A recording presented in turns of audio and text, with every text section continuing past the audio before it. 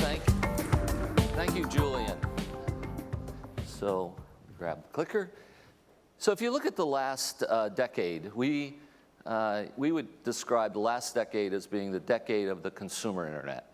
Meaning that if you look at productivity gains out of technology, they really only primarily occurred in the consumer realm. If you look at the industrial realm, which I would put as including healthcare and smart cities, we would see that while in a prior decade over the 2000s, infrastructure companies were gaining about 4% productivity a year, we've seen since 2008 only a 1% productivity increase for industrial firms. So the question is, sort of how does the industrial world get back into a 4% productivity curve? And the second thing is, what is the role of technology going to play in an industrial company? And I really want to tell you the GE story of how we're doing it and how we see the world, because I think what we're doing is whether you're an industrial firm, whether you're a city, a healthcare organization, these are the things you're going to have to do to become a digital industrial company. So we really think about the next decade as being about the industrial world. And the reason this is important is this is a trend I want you to think about. And this is probably the most important thing to decide whether you believe is true or not. But if you take these three firms, and I could take a ton of them. If I take Airbnb, you know, this is the most valuable hotel company on the planet, and it owns no real estate. If you look at Uber, it's a highly valued logistics or taxi firm that owns no vehicles. Even if you look at Apple, they're one of the largest consumer software companies on the planet, yet they only make a few of the apps. So think about this, that owning assets may not be where the most value is in the future, and that people are figuring out how to apply technology against assets, and they are going to take the highest value out of those assets. Which means if you're an industrial firm or healthcare firm, you may find yourself losing the most valuable parts of your business going forward. The second thing we see is that technology is changing. And if you recognize the first, you have to recognize the second, which is that you have to choose your technologies wisely. And unfortunately, it's moving fast. And if you choose wrong, you're going to pick the wrong technology basis to compete on. And if you look at this technology shift, is that we don't find every company makes the technology shift as we move through this. And we actually believe that the infrastructure world is a totally different technology shift that is based on connecting machines as opposed to the mobile internet. And the question is who the winners are going to be. So you are faced with a real dilemma of how do you architect what technology choices you make to make this shift into a world that you want to continue to either own the value or create new value for your citizens.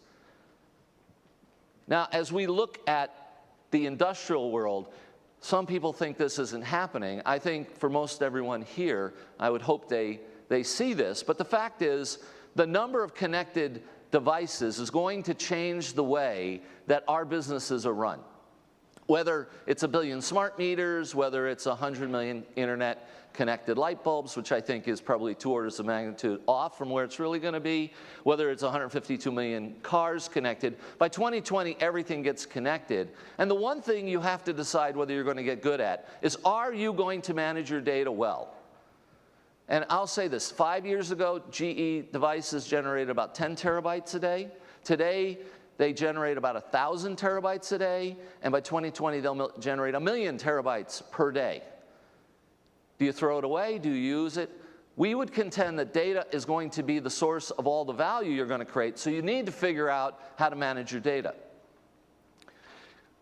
Now, a company like GE is not known for being digital, and as our chairman and CEO moved into this, he did realize that this change was occurring. It's a business change. It's a business model change. But it does require a different kind of digital DNA. The innovator's dilemma plays out here. And if you're going to do this, it's not something you buy. It's not something you build. It's something that you have to construct a team within your organization that brings digital, and you actually have to bring it to every employee in the business, because it's not being an industrial and having a digital capability. It's being a digital industrial firm. And it really requires a different way of thinking, much more of a Silicon Valley style approach in an industrial world. Now, GE has gone through this painful transition, and today I can tell you that after 4 years, we believe we're making this shift, because we connect about $1 trillion worth of equipment today that we are building value for our customers and driving new outcomes that we never did before. And we've gone from what was a $2.5 billion, very flatline software business back in 2011 to a $5 billion digital set of capabilities, where what we sell is not a piece of software, but we use software and sensors to allow you to generate more electricity on a wind turbine, for example. And the idea of focusing on customer outcomes, building your own technical leadership that takes the old and the new and brings them together, the idea of working in ecosystems and simplifying how you get things done is necessary in order to compete in the industrial world going forward.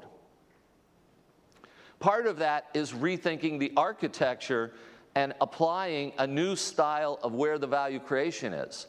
And I talked about a wind turbine. It's the idea that I connect to the wind turbine, I bring data out, I create great analytics that drive insights on it, and I deliver it to a person who can do something about it. And this model, we believe, is going to be the model for how you will create these kinds of capabilities going forward. To give you a few ideas of how we think about this, so today we offer what we call our digital power plant.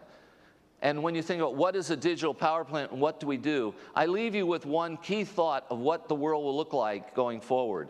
And the key thing is we believe this idea of a digital twin will be at the center point of how we build every product going forward. And what a digital twin is simply this. We will create a model of a gas turbine. We'll create a model of a power plant. And on day one, it'll be empty. It'll be just a generic model. But it'll be connected to every power plant. And every power plant is actually quite different. The data will flow into that. And this digital twin will tell you how to optimize your operation of this and drive these new kinds of outcomes. And we believe this idea of a digital twin will be at the center point of everything. A digital twin of your transportation network, a digital twin of your water system, a digital twin of your power plants, a digital twin. We think even when you think about the future, 50 years from now, every human will be born with a digital twin, and all that information we collect from these healthcare devices will go in it and help us predict and prevent a problem in a power plant, or quite honestly, we think in a long time, a problem with a human. So we're getting to the point of predictive maintenance, zero unscheduled downtime, and changing the future.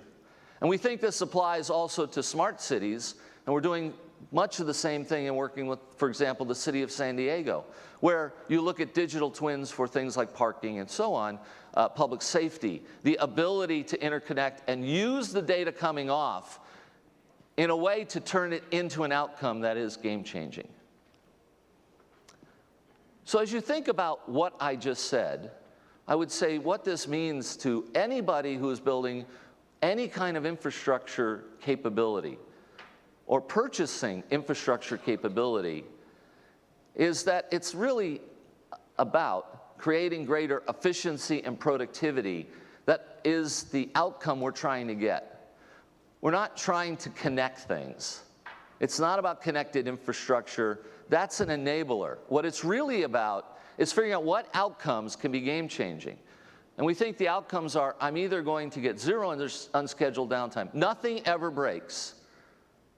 If you think that is not feasible, I'm telling you that's where the world will be in 5 to 10 years. And whoever provides this can change the game. Imagine for a second, 41% of all delays and cancellations due to mechanical errors in the airline industry went away. What would that mean to your life? That's the kind of change we believe can happen. So when I leave you with is this, as you look forward and you think about your infrastructure projects, these digital capabilities are going to be at the center point of creating the most important value. Somebody is going to do this. And the question is, how are you going to do it? How are you going to create the right leadership and capabilities in your own organizations? And how are you going to take advantage? Because we believe the next generation is the generation of the industrial internet. Finally, I have no cards. I forgot them in my room. If you want to email me, it's simply ruh@ge.com, and I'd love to start a conversation. Thank you very much.